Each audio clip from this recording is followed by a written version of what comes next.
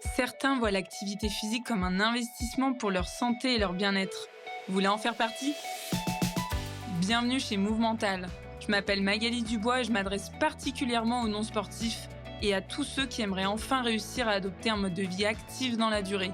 C'est en vous partageant des connaissances, des expériences et des points de vue différents que j'ai l'intention de vous aider à bâtir l'état d'esprit et la motivation nécessaires pour le faire. Alors j'espère que ça vous aidera et que vous aurez envie d'en parler autour de vous.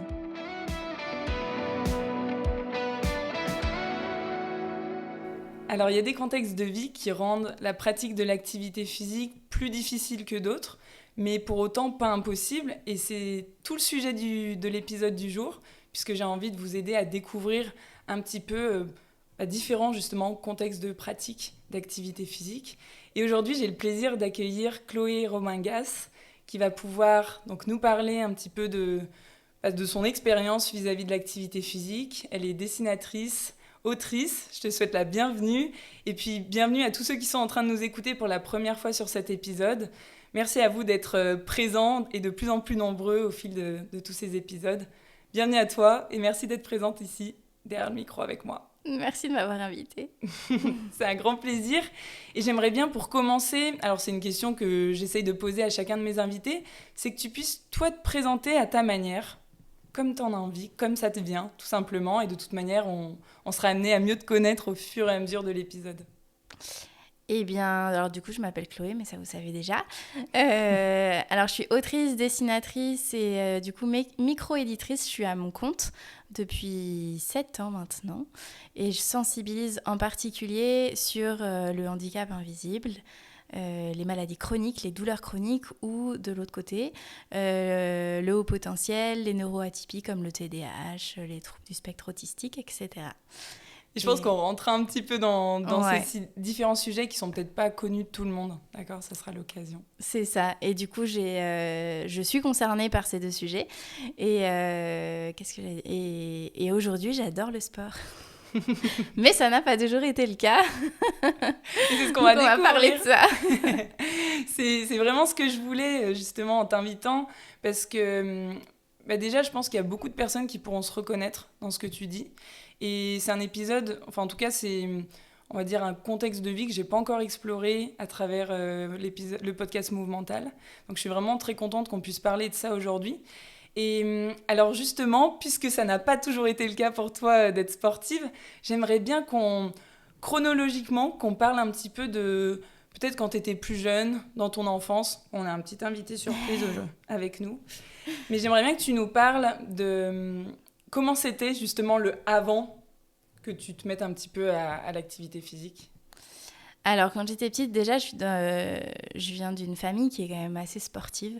Mon père est très, très sportif. Ma sœur est très sportive aussi. On est 2 filles. Ma mère, un peu moins. Désolée si elle m'écoute. Mais quand même, ils font beaucoup de vélo. Mon père fait... Alors, aujourd'hui, là, il fait des randos, des treks, des... Je ne saurais même pas dire exactement. Ma sœur, c'est une athlète. Elle fait beaucoup, beaucoup d'escalade. Elle a encore gagné un championnat, je sais plus où là. Moi, je suis perdue dans toutes ces compétitions sportives et performances sportives. Vraiment, ils sont très sportifs. Et en fait, moi, j'étais plutôt très rêveuse, peut-être plus créative, plus artistique, plus à aimer lire, à aimer dessiner. Et il y a une question d'étiquette aussi que je trouve super importante, c'est-à-dire que ma sœur a toujours été catégorisée comme la sportive et moi comme plus l'artiste, donc non sportive. Et en fait, je me suis, je pense, auto-catégorisée comme ça, c'est-à-dire que j'étais persuadée que vraiment le sport, c'était pas pour moi. Et pourtant, comme ma famille bouge beaucoup, moi je bougeais quand même aussi beaucoup. Et quand on partait en vacances, on faisait du vélo et on marchait, on allait dans la montagne. Voilà, c'était toujours un peu plus difficile pour moi, mais je suivais le mouvement. Et il se trouve que j'ai commencé à avoir des soucis de santé à partir de 13 ans. Donc quand même assez jeune, avec une longue période d'errance médicale. Et en fait, ça a renforcé le fait que je sois persuadée que vraiment le sport, c'était pas pour moi et que juste, j'étais pas sportive. Et c'était comme ça parce qu'en fait, j'avais mal. Je me souviens, on faisait des grandes balades à vélo. Et en fait, ça me brûlait dans les mains, dans les bras. J'avais mal, j'en pleurais. Et je me disais, en fait, voilà, je suis pas faite pour ça, quoi. Et en fait, c'était des symptômes des différentes pathologies et des soucis de santé que j'avais, mais c'était pas reconnu. Donc on n'avait pas mis le doigt dessus. Et voilà, pour moi, j'étais vraiment juste persuadée que voilà, le sport. C'était pour certaines Voilà, personnes quoi. et pas pour d'autres, Ouais, quoi, un peu. exactement. Et en plus de ça, tu me disais l'autre jour que tu étais dispensée de sport à l'école, enfin de PS. Oui, mais alors du coup, j'ai quand même essayé plusieurs sports et je me blessais tout le temps parce que j'ai un tempérament à aller très vite.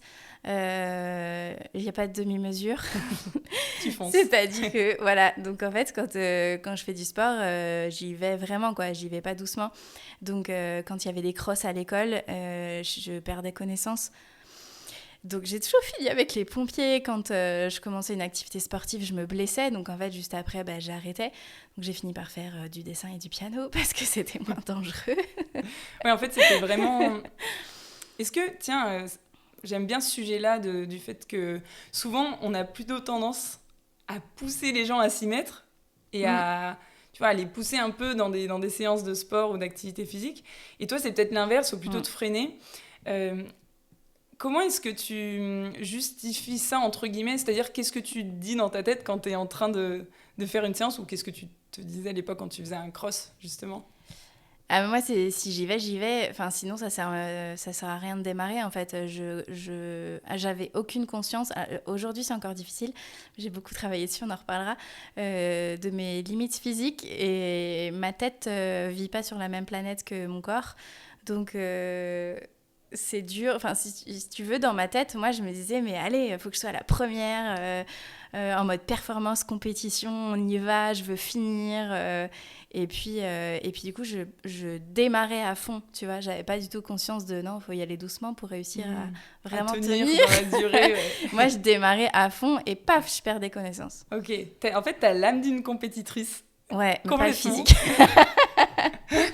En tout cas, je dirais pas que c'est pas le physique, mais on va dire dans la gestion de l'effort, c'est peut-être aussi sur ça que ça peut pêcher. Mais quand on a vraiment cette envie-là d'y aller et de tout donner, ça peut être difficile, effectivement. Et puis il y a le contexte, comme tu le disais, des pathologies et des symptômes que tu vivais. Oui, mais en fait, du coup, tu vois, dans ma tête, c'était tout ou rien. C'est-à-dire que vraiment, j'y arrivais pas et j'avais pas conscience de ça, qu'il fallait y aller progressivement. Vraiment, j'avais pas conscience. Moi, je me disais, les autres y arrivent, pourquoi pas moi? C'est que le sport, c'est pas pour moi, donc j'en fais pas. Point.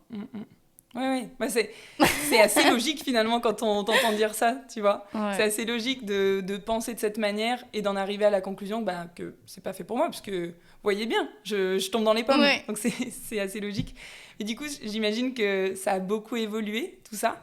Et donc, tu as eu cette période-là, donc dans l'enfance, où il y a eu cette errance médicale, où en plus, tu étais régulièrement dispensée. En même temps, tu as quand même découvert différents types d'activités. Comment ça s'est passé jusqu'à ce que, à un moment donné, peut-être tu te rendes compte que l'activité physique, c'était peut-être un allié pour toi aussi? Alors, je m'en suis pas rendu compte toute seule parce que vraiment, ça a perduré. Là, tu vois, je te parle de quand j'avais 13 ans. Donc, j'ai commencé à avoir les soucis de santé, j'avais 13 ans. Ensuite, du coup, il y a eu toute l'adolescence où là, j'avais vraiment c'est-à-dire que j'avais des vertiges, des béquilles, je pouvais pas marcher. Donc, le sport, pour moi, c'était même pas envisageable, en fait. C'était pas du tout compatible avec mon état de santé. Ensuite, j'ai eu des périodes d'accalmie. Et quand je travaillais, j'ai travaillé quelques années en entreprise, donc là j'avais quel âge, 22, 23, 24. Je voyais mes collègues qui allaient à la salle de sport et je me disais, il faudrait que je retrouve une hygiène de vie. Ça me donne envie parce que je pense que l'envie de faire du sport a toujours été là en fait. Et je suis très active de base, tendance hyperactive. Donc vraiment, je pense que j'avais besoin de me dépenser et je cherchais comment faire. Et donc, j'ai voulu faire comme mes collègues, je me suis inscrite en salle de sport et je suis toujours sortie de la salle de sport avec les pompiers. Donc, même schéma en fait, c'est ça? Et bien en fait, ça recommençait, c'est-à-dire qu'eux, ils allaient sur le tapis de sport là et moi, je le mettais à 11 km/h dès le début parce que au début, je m'étais assise, je me disais, je m'ennuie en fait, donc je le mettais à 12 et en fait, j'y allais et en fait, je perdais connaissance. Alors ça, c'est une particularité pour le coup de ma pathologie aussi et j'ai tendance à perdre connaissance très facilement et voilà, dès que le cœur va trop vite, paf. Donc ça a renforcé le fait que non, c'est pas possible en fait. Pourquoi eux y arrivent et moi pas, c'est que je suis pas faite pour ça. Preuve, et c'est encore que une fois. j'ai une pathologie qui m'empêche de le faire. Et en plus, quand j'en fais, j'ai mal. Et en plus, quand j'en fais, après, je suis allongée pendant 3 semaines parce qu'il faut que je récupère. Et donc, vraiment, c'est pas possible. Et en fait, ensuite, il y a eu un changement dans ma pathologie. C'est-à-dire que j'ai commencé à avoir des symptômes neurologiques en 2015. Donc, j'avais 25 ans. Et là, j'ai commencé à avoir une prise en charge, vraiment avoir un peu tous les organes qui lâchent, le pancréas aussi, les reins, plein de soucis variés. Et donc, j'ai vu plein de professionnels de santé. Et à un moment donné, j'ai croisé la route d'une sage-femme qui travaille avec Sport Axio, qui est donc un programme d'activité physique adaptée pour l'endométriose, qui n'avait rien à voir avec ce pourquoi je la voyais. Mais elle m'a vue sur 6-8 mois. Et en fait, elle me disait, là, moi, je vous vois vraiment dépérir. Et je me dis que vraiment, l'activité physique adaptée, mais vraiment adaptée, pourrait vous faire du bien. Et c'est vraiment, à mon avis, crucial que vous travailliez sur cette hygiène de vie. J'avais travaillé, moi, sur l'alimentation, l'hydratation, tout ça. Mais c'est vrai qu'il manquait ce côté-là. Et elle m'a dit, appelez Colin, je vous donne son numéro. Donc j'ai appelé, je ne savais pas trop dans quoi je me lançais. Et vrai, c'est vraiment ce qui a changé toute ma vision du sport. Cette rencontre avec Sport Action, on va en Ouais. parler un petit peu. Donc, Sport Action, c'est une maison sport santé qui est implantée sur Lyon et l'agglomération lyonnaise. Et depuis déjà un certain nombre d'années, puisque ça fait depuis 2019 que Sport Action existe. 2021 qu'ils ont été labellisés Maison Sport Santé. Donc c'est vraiment une référence en matière d'activité physique adaptée sur toute la métropole lyonnaise. Donc c'est Colin Charrier qui est à la tête qui est le fondateur en fait de Sport Axio et que tu as pu justement rencontrer dans ce cadre-là. Et juste pour préciser un petit peu ce qu'ils font, donc ils mettent en place des programmes d'activité physique adaptée. Donc l'activité physique adaptée, c'est vraiment dédié à toute personne qui aurait le besoin justement d'avoir une activité physique qui soit bien adaptée à ses besoins, à ses envies, à peut-être ses limites, ses incapacités. Donc c'est vraiment, on va dire, un milieu qui est très sécuritaire et qui permet de se remettre à l'activité physique dans de bonnes conditions, dans des groupes qui sont relativement réduits en termes de nombre. Et donc, eux, ils mettent en place ce type de programme-là. Donc, ça peut être pour des personnes qui ont des maladies chroniques, pour des seniors.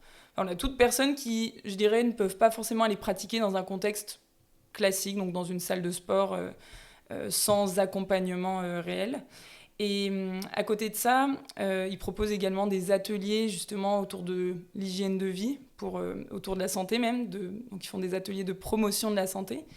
Et vraiment, voilà, c'est une référence sur Lyon.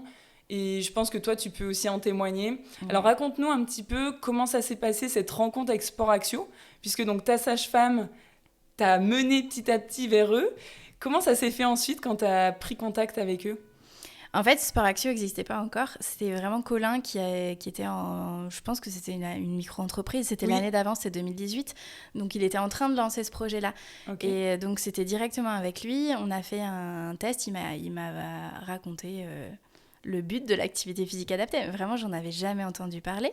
Et on a fait donc des petits tests d'effort. Il m'a expliqué toutes les activités qu'il proposait et en proposant un plan. Je pense qu'il a assez vite compris comment je fonctionnais en termes de tempérament et que donc j'avais pas besoin qu'on me motive. Au contraire, j'avais besoin qu'on me freine un peu et qu'on m'aide vraiment à y aller doucement. Et pour la petite anecdote... ensuite, quand ça a grandi, Sport Axio, il y a eu une stagiaire et la pauvre, c'était sa première activité qu'elle menait, c'était avec moi, on était 3-4 et elle nous disait alors vous montez les escaliers du plus vite que vous pouvez. Et moi, si on me dit ça, je monte vraiment du plus vite que je peux, c'est-à-dire que je suis montée et j'ai perdu connaissance parce que j'étais vraiment allée au maximum de mes capacités. Et donc, il m'a vraiment, pour le coup, fait un protocole avec des activités très douces. Vraiment, on a commencé à zéro, quoi. Enfin, c'était marcher doucement, courir même pas 10 secondes, même pas 5 secondes, et pas tout de suite. Moi, j'avais vraiment envie de courir, pour le coup. C'est pour ça qu'il me l'a proposé. Il s'adapte aux souhaits aussi en termes d'activité. Il s'est adapté aux douleurs, à la variabilité de l'état, parce qu'un jour, j'arrivais et j'étais super en forme, j'avais moins de douleurs. Et un autre jour, j'étais tremblante, j'avais ma canne. Et donc, c'était d'autres activités. Il y a des moments où mon but, c'était juste de tenir une chaise et d'essayer de me mettre sur la pointe des pieds. Ça, c'est un exercice qu'on a fait super longtemps. Et je pense que quand on n'est pas accompagné, on se lasse vite parce qu'on se dit, bon, c'est bon, je progresse pas. Et en fait, j'ai vraiment vu la progression et surtout, j'ai eu l'impact sur la fatigue chronique. L'activité dans la durée a vraiment réduit ma fatigue chronique. Alors, j'ai mis des années à réussir à doser l'effort. J'ai encore beaucoup de mal aujourd'hui. Mais ça progresse, on y arrive. T'as de meilleurs repères déjà, j'imagine. Ouais, j'arrive mieux à sentir. Quand j'ai commencé Sport Axio, j'avais des alertes dans mon téléphone pour penser à manger, pour penser à boire, tellement j'étais déconnectée de mon corps en fait. J'avais tellement mal entre la douleur et parfois quand je suis en hyperfixation sur un truc, sur une activité, j'oublie mes besoins primaires. Okay. Et du coup, c'était pas évident. Ouais, il fallait vraiment que il fallait que je me reconnecte et ça m'a permis de me reconnecter avec mon corps. Aujourd'hui, j'ai plus besoin de ces alarmes.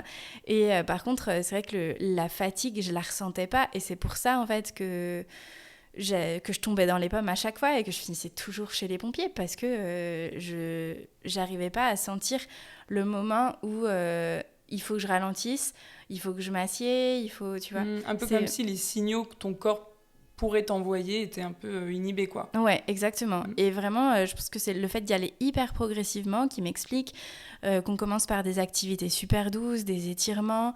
Rien que, y a des étirements quand on avait certaines douleurs où moi je me disais, mais non, j'ai mal, je peux pas faire ça. Et en fait, il m'a montré des étirements et ça fait du bien.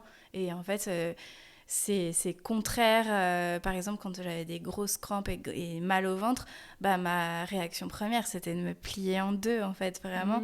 Et il me montrait des étirements où, au contraire, on étire, on se met plus en arrière et ça soulage énormément, alors que ça me paraissait complètement contre-intuitif, tu vois.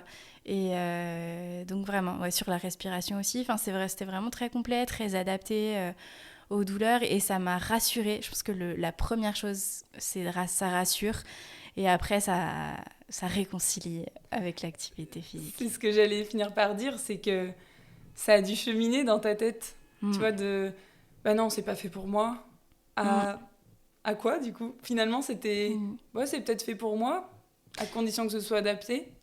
Et bien maintenant, quand on demande à des amis de me décrire, ils disent « Ah, elle est vachement sportive !» Et ça me fait hyper plaisir. Donc tu sens que tu as une nouvelle étiquette. Ouais, exactement. En fait, je me dis qu'il faut vraiment qu'on arrête avec ces étiquettes. C'est-à-dire que tout le monde peut être sportif. Il n'y a pas t'es sportif, tu l'es pas. Non, tout le monde peut bouger et peut y arriver. Et aussi, le fait de me dire... pour moi, dans ma tête, c'était pas du sport, tu vois. Même quand on me disait, est-ce que vous faites du sport? Parfois, les professionnels de santé me disaient ça. Et je répondais, non, mais je fais de l'activité physique adaptée. Et en fait, je me dis, si, c'est du sport, en fait. Ça dépend de l'état de santé de chacun. Mais je veux dire, quand j'avais le pied... paralysée, je pouvais pas bouger l'avant de mon pied, je sentais pas dessous. En fait, juste quand j'arrivais à bouger les orteils à un moment donné, à mettre mon pied en flexion et tout, en fait, c'est du sport. Et ça, je pense que c'est important de le dire aux gens parce que ils disent que, je pense que quand ils ont des situations de santé vraiment complexes, ils peuvent facilement se dire c'est rien du tout. Mais en ça fait, sert à rien. Ouais. Tu lèves le bras, c'est du sport, quoi. Tu fais ton shampoing, on en parlait ce matin. Je n'ai pas fait mon shampoing, sinon je ne pouvais pas venir ici parce que faire mon shampoing, c'est du sport. C'était trop intensif. Parce que la maladie est toujours là, la variabilité des symptômes est toujours là, la fatigue est toujours là, mais l'activité physique est aussi toujours là. Et toujours dans le fait de l'adapter à ton quotidien. Ouais. Et comme tu le dis, finalement, maintenant, tu te connais tellement bien. Alors, bien sûr, on ne se connaît jamais assez, mais tu te connais suffisamment bien pour te dire que là, ce matin, je n'ai pas fait mon shampoing parce que je sais qu'après, il faut que je tienne telle ou telle chose dans ma journée. Donc maintenant, j'imagine que tu arrives à trouver aussi un certain fonctionnement qui te permet de caler, on va dire, un maximum ce que tu Ouais, prévois de faire c'est dans ça. l'idéal. En fait, j'arrive à ajuster. Et alors, la frustration, du coup, est toujours là parce que, par exemple, il y a 2 ans, j'avais réussi à recourir. Et vraiment, alors sur des petites périodes, mais ça me faisait énormément de bien. Et puis surtout au moral, en fait. Et là, ensuite, j'ai eu un bébé. Donc, j'ai un bébé qui a presque 2 ans. Et donc, ça fait 2 ans que c'est difficile, que je dors plus beaucoup et que forcément, la santé, enfin les symptômes sont plus importants, donc je sais que je peux plus courir, la frustration est là, mais je marche tous les jours et puis c'est physique de s'occuper d'un bébé et puis j'essaye de faire plein d'activités avec lui, de le porter aussi, donc en fait je maintiens l'activité sportive, mais maintenant j'accepte que ce soit pas forcément le sport que j'ai en tête, c'est-à-dire faire un marathon. Mais en plus, tu sais, il y a plusieurs catégories d'activités physiques. Le sport, c'en est une. Il y a les activités physiques après domestiques. Les activités physiques, on peut faire de loisirs, de bien-être. Enfin, il y a plein de manières finalement de bouger. Et du coup, c'est ça que je comprends, c'est que tu arrives à prendre un peu de toutes ces catégories-là en fonction de ton état, en fonction de ce que tu es en train de vivre au jour le jour, quoi. Maintenant, oui. Jusqu'à il y a 2 ans, franchement, j'ai tendance à aller toujours dans l'excès. Et du coup, je sais que par exemple, pendant ma grossesse, il y avait des activités. J'avais découvert la boxe avec Sport Axio. J'ai adoré ça.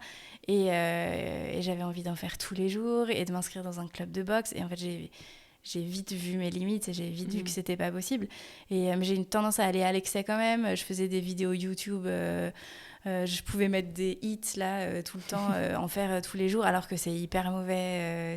Vraiment, c'était vraiment pas pour moi. Disons qu'il te manque de la récupération après. Et après, pendant un mois, c'est-à-dire que je pouvais faire ça, je faisais ça 2 jours. Après, j'étais 1 mois couchée. Et voilà, maintenant j'arrive à doser un petit peu plus. À doser plus, mais c'est pas évident. Et tu vois, ça me donne envie d'aller un peu plus explorer tes motivations. C'est-à-dire, quand tu t'es mise à pratiquer avec Sport Axio, donc avec Colin, au début, tu avais sûrement des motivations en tête par rapport à l'activité physique. Maintenant, ça a peut-être un peu évolué pour toi. Est-ce que tu arriverais à nous décrire un petit peu tout ça ? Mais je pense... Alors, ma motivation principale, c'est de faire une course avec mon père et ma sœur. Là, c'est ta motivation de maintenant, tu veux dire ? Même de Sport Axio, de tout ça le temps. Ça a toujours été le cas, d'aller pratiquer avec eux. J'adorerais faire une course avec eux. Ok. Donc ça, c'est un truc qui te pousse, on va dire, à essayer de rester constante dans ce que tu fais. Ouais, je me suis toujours sentie un peu à part dans la famille, à pas pouvoir suivre. Alors maintenant, ils ont en plus un niveau... mais je sais qu'ils seront capables de se mettre à mon niveau. Et si vraiment, j'aimerais faire un 5 km, alors le mieux serait un 10, mais je sais pas si j'y arriverais, mais c'est mon objectif de réussir à faire un 10 km avec eux. Ça, c'est une motivation qui semble vraiment te pousser à fond. Comment, je veux dire, quand la sage-femme t'a parlé de Sport Axio au début, quelle a été ta réaction dans ta tête ? Qu'est-ce que tu t'es dit ? Puisque tu avais quand même aussi le truc qui te disait c'est pas fait pour moi de toute manière, tu vois. J'ai lu, j'ai regardé vraiment... en fait, j'ai découvert activité physique adaptée, donc j'ai regardé sur Internet et je me suis dit que pour le coup, ça pouvait être vraiment adapté et j'étais un peu en désespoir de prise en charge, d'errance médicale, de colère contre le corps médical aussi, qui n'était pas d'accord. Donc, il y en avait un qui me donnait un traitement, l'autre me disait de ne pas le faire. C'était une période assez compliquée où je me sentais très isolée. Et vraiment, là, c'était... pour moi, on me donnait une piste et je me suis dit... ça peut m'aider pour ma santé. J'ai rien à perdre à tester, j'y vais. Donc, vraiment, la motivation, c'était la santé. Ok. Et maintenant, est-ce que c'est... Parce que tu vois, on a toujours plusieurs motivations, plusieurs raisons, on va dire, de pratiquer. Maintenant, c'est quoi pour toi, aujourd'hui ? Alors, il y a toujours la santé. Je sais que, pour le coup, avoir une hygiène de vie... Enfin, je sais que c'est même plus santé mentale que santé physique en ce moment. Je sais que j'en ai besoin. Même si c'est une toute petite activité physique, j'en ai vraiment besoin. Pour quoi ? Pour t'aérer ? Pour dans quel sens quand tu parles de santé mentale? Je saurais pas t'expliquer. C'est dur comme question. Ouais.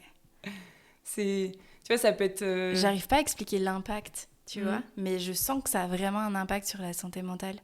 Mais je veux dire, bah tiens, ça te permet quoi de différent quand justement tu arrives à mettre en place un peu d'activité physique au niveau de ta santé mentale? Je pense que ça apporte un bien-être, ça me permet de mieux dormir. Et ça me déstresse. Je suis quelqu'un de très, très... Angoissée ou stressée. Ouais. Je serais pas jusqu'à dire angoissée. Je sais pas trop. Mais très nerveux plutôt, tu vois. Et donc ça... Ça t'apaise, quoi. Ça me calme. Et pourquoi, tu vois, l'activité physique, alors qu'on pourrait se dire, petite séance de méditation, relaxation? Alors j'essaye aussi. En ce moment, c'est plus difficile pour moi. Mais en fait, c'était un package, c'est-à-dire que j'ai pas eu juste l'activité physique adaptée, c'est vraiment, j'ai compris l'importance de l'hygiène de vie, j'ai modifié mon alimentation aussi à ce moment-là, j'ai fait un programme de méditation, mais je pense qu'il n'était pas du tout adapté pour moi à ce moment-là, mais j'ai des audios en ce moment qui me font du bien, qui me relaxent. Là, en ce moment, comme j'ai beaucoup de mal à courir, alors que j'ai juste envie de courir, j'essaye de faire au moins des étirements avec mon fils. Alors en plus, j'ai un lest de 9,5 kg quand je fais mes exercices avec lui. Il adore faire du yoga en plus, on fait tous les deux, des pilates, des petites choses douces. Et même si c'est pas longtemps, en fait, juste 3 positions, après lui il a envie de faire autre chose donc je le suis, mais rien que ça en fait je me dis je l'ai fait aujourd'hui, tu vois, c'est devenu comme une habitude, une petite victoire à chaque fois et une fierté. Et je pense que ça joue, le mental c'est lié à ça aussi, c'est une fierté d'avoir réussi à maintenir cette habitude, même si parce qu'il y a des jours où vraiment je suis alitée complètement et bah, de réussir à lever les jambes, bouger mes jambes, je me dis ouais j'ai réussi. Ouais, ça fait du bien. Ouais. Ça fait du bien au moral. C'est une victoire. C'est une victoire, ouais, exactement. Et alors, comment tu t'y prends, on va dire, pour mieux comprendre comment ça se passe pour toi? Comment tu t'y prends? Est-ce que tu programmes certaines choses? Là, je fais référence, bien sûr, à tes activités physiques. Est-ce que tu les programmes ou c'est vraiment en fonction du jour, tu te dis, bon, allez, aujourd'hui, j'ai envie d'aller faire ça ou je me sens de faire ça? Comment tu fais? Alors, je les programmais, sauf que c'est pas fait pour moi. C'est-à-dire qu'une fois que j'ai programmé quelque chose, il faut que je le fasse. Si je le fais pas, je me punis. Alors, je vous rassure, je suis en thérapie pour gérer tout ça. J'ai une psychologue qui m'aide énormément, mais c'est-à-dire que vraiment, je pense que c'est une question aussi de tempérament. C'est-à-dire que si je me fixais une séance, par exemple, j'ai un copain qui fait beaucoup de courses de running, et du coup, j'ai une montre, j'ai acheté une petite montre connectée qui est la même que lui, et donc avec une appli, en fait, il pouvait m'enregistrer, me programmer des séances pour vraiment commencer doucement. Et ensuite, il m'analysait avec la fréquence cardiaque, tout ça. Il me disait, là, il faut qu'on y aille encore plus progressivement parce que t'es monté trop, là, t'es allé trop vite, il faut vraiment que t'ailles plus doucement, etc. Et en fait, on me programmait des séances, sauf que un jour, je me sentais vraiment pas à l'aise, par exemple, et j'avais eu des soucis aux reins, j'avais passé la nuit aux urgences, mais j'avais une séance de programmer.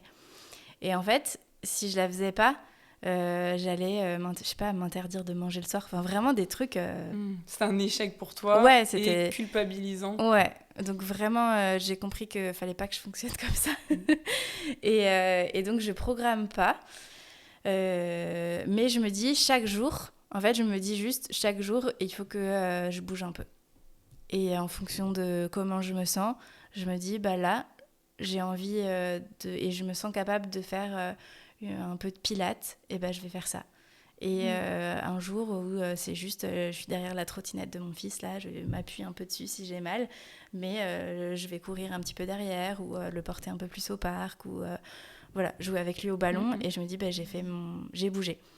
J'aime bien ce que tu dis, maintenant, en gros, l'objectif, c'est chaque jour, j'en fais un petit peu. Ouais. Je trouve que, effectivement, c'est peut-être un peu plus sain dans ta situation, et plus doux, tu vois, comme approche, et ça te permet d'éviter d'aller culpabiliser, alors que oui, c'est ça. finalement, t'es pas quelqu'un qu'on a besoin de pousser à tout prix, au contraire. Donc ouais, je trouve que ça peut être un bon conseil pour des personnes qui peuvent là s'identifier un petit peu à tout ce que tu es en train de dire. Ouais, en fait, je pense que la clé, vraiment, enfin la clé, je sais pas si la clé, ça fait hyper important de dire ça, mais Une des clés. une des clés, en tout cas pour moi, ce qui a vraiment changé, c'est le fait de comprendre comment je fonctionne, de comprendre mon tempérament. Parce que sinon, je me souviens qu'en fait, si je finissais toujours avec les pompiers en salle de sport aussi, c'est parce que les coachs là-bas, ils étaient vraiment faits pour motiver. Oui, et ils les n'avaient gens... pas tendance à freiner les gens. Non, c'est ça. j'imagine. Et les gens avec qui j'y allais, c'était des gens qui avaient souvent comme objectif de perdre du poids ou, enfin, tu vois, donc vraiment d'y aller à fond. Et moi, je faisais pareil. Du coup, j'étais ah ouais, on y va, on y va, on y va. Et ça m'allait pas. Et le fait de comprendre mon tempérament, tendance à aller dans les extrêmes aussi, à pas réussir à écouter, à juste avoir conscience qu'en fait, je sentais pas la fatigue. Parce que ma tête coupait complètement quand je suis à fond dans quelque chose, je sens plus rien. Et le fait de comprendre ça, là en plus j'ai commencé un traitement pour ça, pour réussir à mieux comprendre et réduire un peu l'hyperactivité. Rien que ça permet de comprendre quelle pratique sportive tu peux faire, tu vois. Et donc je sais que pour moi, voilà, c'est bouger tous les jours, mais me donner un objectif et donc programmer des entraînements en fonction. Et du coup, si j'en loupe un, c'est bon, ma vie est finie. Je sais que ça, c'est pas possible. Enfin, tu vois, j'ai trop tendance à réagir comme ça. Ouais, ok. Et comment est-ce que... Parce que là, effectivement, t'as donc un petit qui a 2 ans maintenant. Ouais. Donc, tu t'occupes beaucoup de lui, j'imagine. Comment est-ce que t'envisages la suite ? Peut-être quand il sera un petit peu plus grand, tu vois, qu'il sera ensuite à l'école, etc. Comment est-ce que t'envisages la suite au niveau de l'activité physique ? T'as déjà en tête un petit peu des choses que t'aimerais... Puisque en plus, t'as ton objectif d'aller un jour faire, on va dire, une compétition ou une course ou quelque chose comme ça avec ton père et ta sœur. Là, vraiment, mon objectif, c'est de retrouver le sommeil. Okay. Là, c'est une période un peu compliquée. Donc, mon objectif, c'est de retrouver la santé. C'est pour ça que là, je bouge tous les jours. Et je pense qu'une fois que j'aurai un rythme de vie plus stable, doux, plus stable, avec des nuits correctes, que j'aurais vraiment réussi à retrouver le sommeil, parce qu'en ce moment, je peux mettre 5 heures à m'endormir. Enfin, j'ai une dépression postpartum en plus. Enfin, tout se mélange, tu vois, tout s'est cumulé depuis la naissance. Donc, j'ai du mal à retrouver l'équilibre. Mais là, mon objectif, c'est vraiment de retrouver l'équilibre. Et une fois que j'aurai retrouvé cet équilibre, pour le coup, réussir à reprendre les séances avec Sport Axio. J'en ai déjà discuté avec Colin. Pour récupérer. Et une fois que j'aurai récupéré, je pense que j'arriverai au moment où je peux me lancer dans l'activité toute seule ou avec mon pote qui fait beaucoup de running et reprendre les entraînements avec l'appli pour augmenter progressivement et jusqu'à réussir à faire une course avec mon père et ma sœur. Mais avec un entraînement plus régulier, 2-3 fois par semaine, tout ça. Ouais, t'as déjà quelque chose qui est assez... Ouais. Ça sent que t'as réfléchi. Mais voilà, je sais que pour ça, il me faut... Tout doux, chaque chose en son temps. Il faut que je retrouve un état de santé stable. Ouais. Et quand j'aurai retrouvé, c'est... Ouais. D'ailleurs, tu vois, t'en as pas encore parlé, mais bien sûr, tu t'occupes beaucoup de ton fils. Mais il n'y a pas que ça qui occupe tes journées, puisque t'es donc autrice, dessinatrice. Oui. Et tout au début, donc on t'en a parlé très rapidement, des sujets que tu abordes. Est-ce que tu pourrais... en parler un petit peu plus, c'est l'occasion là de parler de ce que tu fais et de mieux comprendre aussi ce que tu vis. Donc peut-être donne-nous quelques petites définitions autour du handicap invisible. Oui, alors j'ai deux comptes, j'ai séparé les deux comptes pour justement pas qu'on fasse d'amalgame, parce qu'au départ, en tout premier, j'ai commencé à créer un blog sur le haut potentiel quand j'ai passé un test.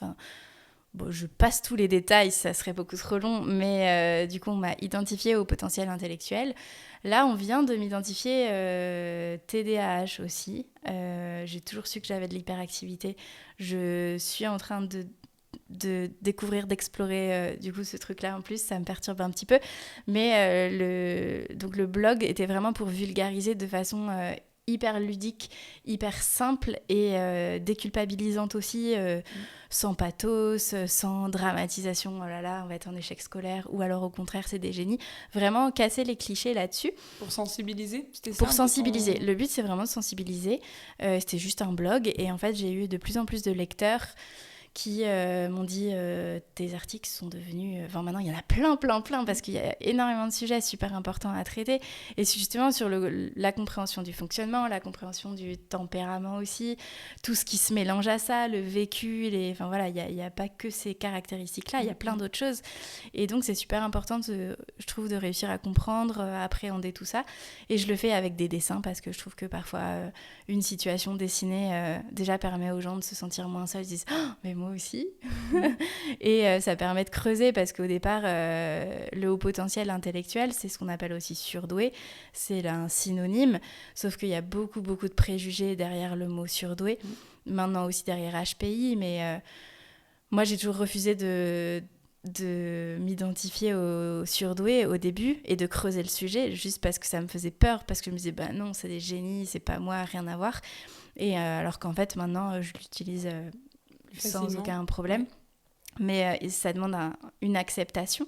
Et donc voilà, j'ai finalement publié 2 livres. Un premier pour expliquer ce que c'est de façon hyper simple, hyper ludique aux parents ou aux personnes adultes ou enfants qui sont concernés. Et ensuite, l'aventure a continué sur les réseaux sociaux, sur le blog. Il y a toujours plein de sujets. Et j'ai décidé d'aller creuser avec des témoignages parce qu'en fait, je me suis rendu compte que c'est pas quelque chose qui concerne que les enfants ni que les adultes, mais vraiment, on est avec. C'est une caractéristique qu'on a toute la vie et c'est une intensité aussi qu'on a toute la vie. Et donc, je suis allée interviewer des personnes de tout bébé jusqu'à plus de 90 ans pour juste en savoir plus sur leurs astuces dans la vie, sans chercher à savoir ce qui est lié au potentiel, ce qui est lié à tout leur vécu, mais vraiment pour avoir leur histoire, partager, expliquer l'adolescence aussi. Enfin, voilà, c'est super intéressant. Ouais, trop et donc ça, c'est le intéressant. 2e livre qui est sorti en 2021. Okay. Et à côté de ça, je sensibilise sur les maladies chroniques, douleurs chroniques, maladies invisibles. Donc ça, c'est vraiment toutes les maladies chroniques ou errances, parce qu'il y a beaucoup de personnes, en fait, c'est tout état douloureux qui dure dans le temps et qui handicape la personne au quotidien et qui souvent n'est pas reconnu. Alors, il y a des diagnostics qui sont reconnus, c'est-à-dire que sur le compte Chloé Invisible, ça s'appelle, je donne pas de... Je mets pas de diagnostic, je parle très rarement, même jamais, d'un diagnostic ou d'une maladie en particulier. Je vais parler des ressentis. C'est un compte qui va essayer d'expliquer, c'est comme un médium, un outil de médiation pour expliquer à l'entourage ou aux soignants même comment ce que c'est, par exemple, la fatigue chronique au quotidien, parce que c'est hyper difficile de s'en rendre compte quand on ne l'a pas vécu, en fait. Donc, typiquement, le fait de choisir entre est-ce que je fais un shampoing ou est-ce que je sors dehors, ou parfois, ça peut être est-ce que je mange ou est-ce que je me lève. Et il y a, voilà, le brouillard mental, c'est quelque chose qui est très difficile à cerner aussi. Donc, je fais plein de petites bandes dessinées gratuites sur les réseaux pour que les gens essayent de se sentir moins seuls, de lâcher tout ce qu'ils ont aussi, et puis d'expliquer à leurs proches tout ce qu'on ne voit pas. Et même sur le handicap visible, sur le handicap moteur par exemple, en fait, on voit que la personne a un handicap, mais on n'imagine pas le quotidien. Il y a un aspect invisible qui est hyper important. Ouais. Tant qu'on n'est pas, on va dire, confrontés nous-mêmes ou vraiment très proches de la personne, oui. On ne s'imagine pas tout, en fait. C'est ça. Donc, c'est tout l'aspect invisible de même ce qui peut être visible, en fait. C'est trop chouette. En plus, tu as énormément de monde qui te suit. J'ai vu plus de 17 000 personnes, je crois. Donc, tu as 2 comptes. Chloé Invisible, Chloé Rayure. Oui, c'est ça. Je ne me trompe pas. Et en plus de ça, tu es venue avec tes livres. Donc, c'est l'occasion peut-être de donner les noms.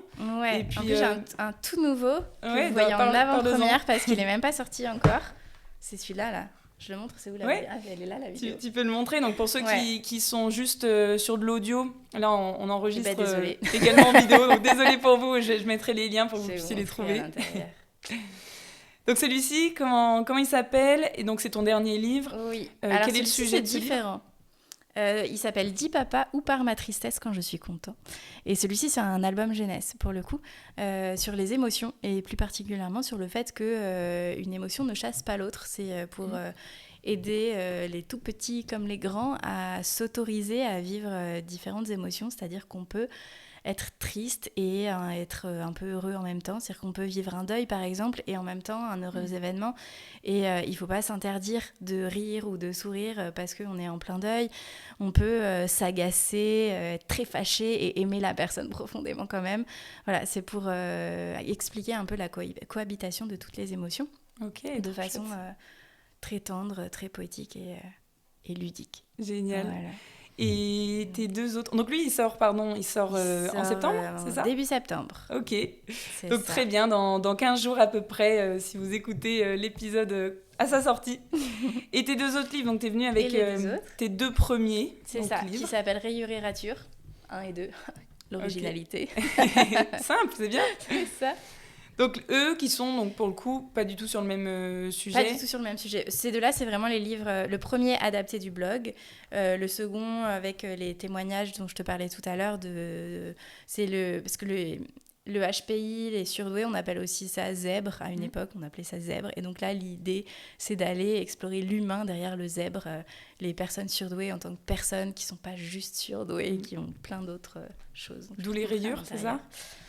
Les rayures, à la base, ouais, les rayures, c'est le nom du blog. J'avais pas du tout prévu que ça devienne mon activité professionnelle. Mais c'était ça, c'était en vraiment référence juste mon blog. Et les rayures, c'était pour le zèbre. Et les ratures, c'était pour les dessins. Parce que j'étais pas très à l'aise avec mes petits gribouillis. Et tu fais d'excellents dessins. Je suis allée jeter un œil à plusieurs reprises. En fait, ce que j'aime bien, c'est qu'ils sont très doux, tu vois. C'est un trait qui est très fin. Et en même temps, les couleurs sont toujours... Ça sent que tu travailles en fait et on va dire le croquis, quoi, le dessin. Je parle peut-être pas correctement, je suis pas du tout une grande artiste. Et en même temps, je trouve que les couleurs vont bien avec les messages que tu fais transparaître à chaque fois. Ah, c'est vrai, ça me fait plaisir parce que j'ai beaucoup de mal avec les couleurs. Bah écoute, c'est mon ressenti. J'aime beaucoup ton style. Merci. Donc je mettrai bien sûr en description pour qu'on puisse trouver tes différents livres et puis aussi une manière éventuelle de te joindre. Donc tu es très présente sur les réseaux, donc c'est un des endroits où on peut te trouver en tout cas. Donc maintenant, ça fait quasiment 1 heure qu'on échange toutes les deux ensemble. Et je me dis qu'il s'est passé plein de trucs pour toi au niveau de l'activité physique, avec des hauts, des bas. Enfin voilà, c'est un chemin qui fluctue un petit peu. Mais quand tu te retournes en fait et que tu regardes toutes ces années derrière toi et que tu vois un peu ton parcours, qu'est-ce que tu te dis ? Alors vraiment, toujours au niveau de l'activité physique, puisque c'est le sujet de l'épisode, qu'est-ce que tu te dis en voyant tout ce que tu as pu faire et en voyant aussi la différence entre avant, c'était vraiment pas pour moi, maintenant peut-être que ça l'est un peu plus. Je me dis que ça a probablement aidé sur l'estime de moi-même déjà. Et après, j'ai un petit regret de ne pas avoir eu cet accompagnement plus tôt, enfin de ne pas avoir eu juste la conscience, l'info que en fait... on est tous un peu sportifs et on peut y aller progressivement si on a envie. C'est un message que je suis tellement contente en fait que tu partages parce que combien de fois moi quand alors j'ai travaillé beaucoup auprès de personnes qui avaient un cancer et combien de fois on m'a dit ah non mais c'est pas pour moi, je suis pas sportive. Et justement je voulais vraiment sortir de cette étiquette là et je trouve que c'est trop bien que tu finisses là-dessus et que tu dises que en fait c'est possible pour tout le monde et c'est possible après de trouver ce que chacun... Oui, c'est ça. Moi, j'avais l'étiquette artiste et ma sœur l'étiquette sportive. Et là, on peut en avoir plein. Et en fait, on peut être un peu sportif. Oui, on n'est pas obligé de faire des compétitions et d'être le meilleur. Mais juste, si on bouge, en fait, c'est déjà bien. Je trouve que c'est un peu culpabilisant, ces étiquettes, parce que vraiment, ça nous enferme dans une croyance que le sport, c'est pas pour nous. Et c'est tellement dommage. Après, quand je me retourne, tu vois, je me dis, je suis très fière aujourd'hui d'avoir réussi à refaire du sport et à découvrir de la boxe. Et j'ai déjà fait une course, donc à faire un jour, quand ça allait mieux, une petite course en marchant la moitié du temps, mais je l'ai fini quand même. Et du coup, j'étais hyper contente. Et ouais, donc à la fois la fierté et le regret de pas l'avoir su avant, quoi. Ouais, mais maintenant, effectivement, le regret, tu pourras pas trop y toucher, tu pourras pas trop faire quoi que ce soit à ça, mais par contre, tu sais que maintenant, pour les années futures, c'est plutôt chouette de savoir que maintenant tu peux pratiquer et que c'est pas obligé que ce soit d'ailleurs toujours pareil. En fait, tu peux faire évoluer aussi ce que tu fais. Et maintenant, j'ai une dernière question à te poser. D'ailleurs, c'est une question qu'on m'a posée sur Instagram hier. C'est une personne qui m'a dit, mais quel conseil tu me donnerais ? J'ai une maladie chronique. Quel conseil tu me donnerais pour pouvoir me remettre au sport, me remettre à l'activité physique ? Toi, si tu avais pu répondre à cette personne, tu lui aurais dit quoi ? Mais vraiment trouver quelqu'un qui connaît la pathologie. En fait, vraiment d'être entouré d'une équipe qui connaît bien les pathologies, ou qui va, en tout cas, même s'il ne connaît pas les pathologies, qui va vraiment s'intéresser à l'état de la personne, tant physique que mentale, aux symptômes du moment et qui va adapter d'une séance à l'autre. C'est pas juste adapter au début en disant « Ah bah toi, vu ton état de santé et tes douleurs, par exemple, bah, c'est telle activité. » Et ensuite, tu vas faire de la natation. Alors qu'en fait, non, je pense que faut vraiment être accompagné à chaque séance, mais parce que quand on a une maladie chronique, parfois, la variabilité des symptômes, en 1 heure, ça change. Et donc, en 1 heure de séance, il faut être accompagné. Donc, c'est marrant parce que hier, sur Instagram, je recevais aussi un message d'une personne qui me disait « Mais moi, j'ai peur parce que j'ai peur d'avoir des douleurs, j'ai peur d'avoir mal en reprenant le sport, donc j'ose pas. » Et je comprends parce que j'étais comme ça. Et je pense que c'est tu vois, outre la conscience de mes limites, et j'ai aussi pris je bug là. Conscience et confiance. Ouais, voilà.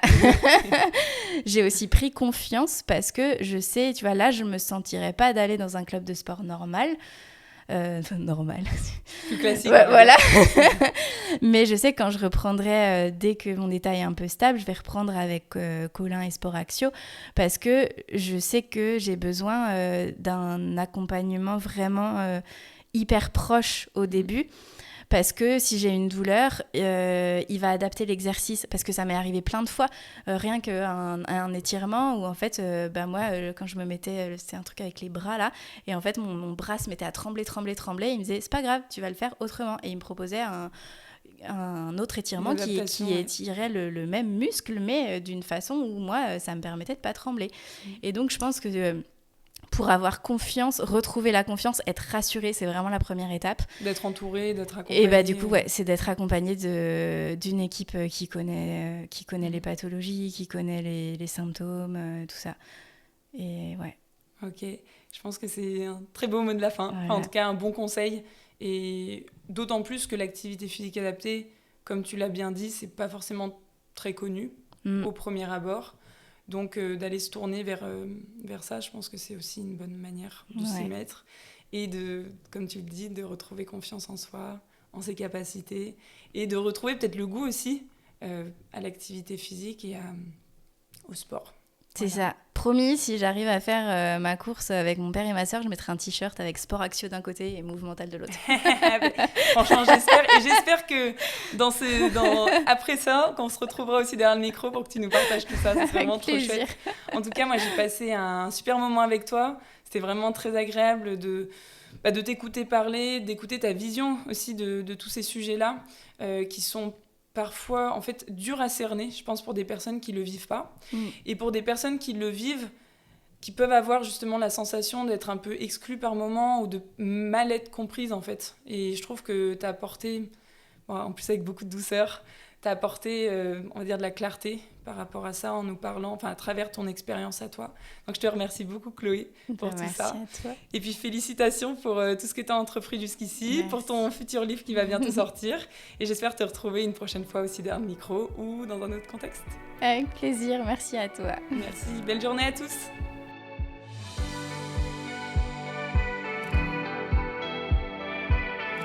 C'est tout pour aujourd'hui, enfin, presque. Avant de partir, j'ai 2 questions pour vous. La première, c'est quelle est la chose que vous pourriez retenir de cet épisode ? Et la deuxième, à qui vous pourriez la raconter ?